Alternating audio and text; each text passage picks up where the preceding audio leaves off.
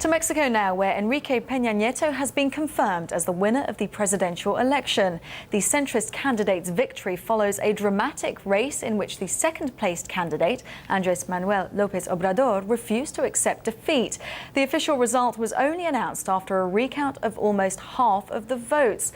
Well, let's cross live now to Mexico and the BBC's Will Grant. And Will, this has been an absolutely painful election, and it's not over yet because Mr. Lopez Obrador is insisting that he will challenge the results.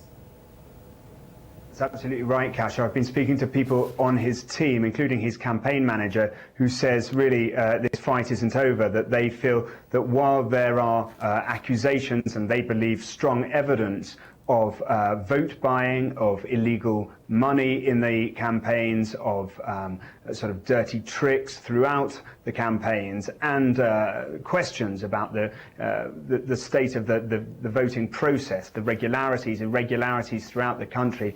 They think they have a very strong case to take to the electoral courts and eventually to the Supreme Court.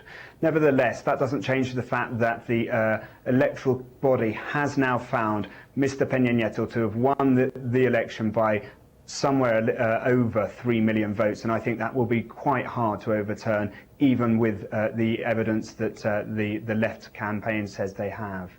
Now, Mr. Pena Nieto has denied all of these allegations categorically. How is this going to affect his ability to govern if and when this whole situation is resolved?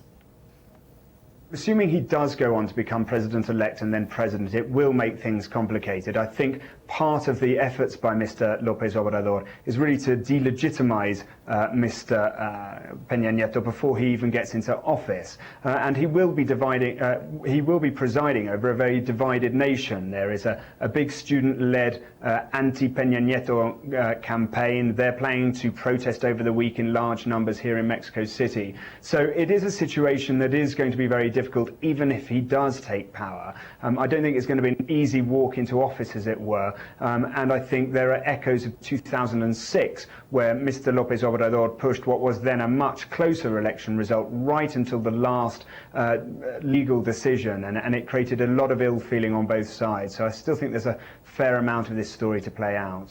And we'll just briefly explain to us, so Mexico's Federal Electoral Institute has until early September to sort this out. That's right. There are still legal avenues that can be investigated by parties on all sides. And it must be noted that it's not just Mr. Lopez Obrador's team who are pushing this. There are people who feel that votes in their part of Mexico were tampered with or weren't, the process wasn't clean, and they're not necessarily from the left. So it is a broad spread of Mexicans who are pushing for recount and another look at this. But as things stand, yes, Enrique Pena Nieto does look like the person who will be leading Mexico into the country, into the following year as president. Okay, Will Grant from Mexico City. We have to leave it there. Thank you very much.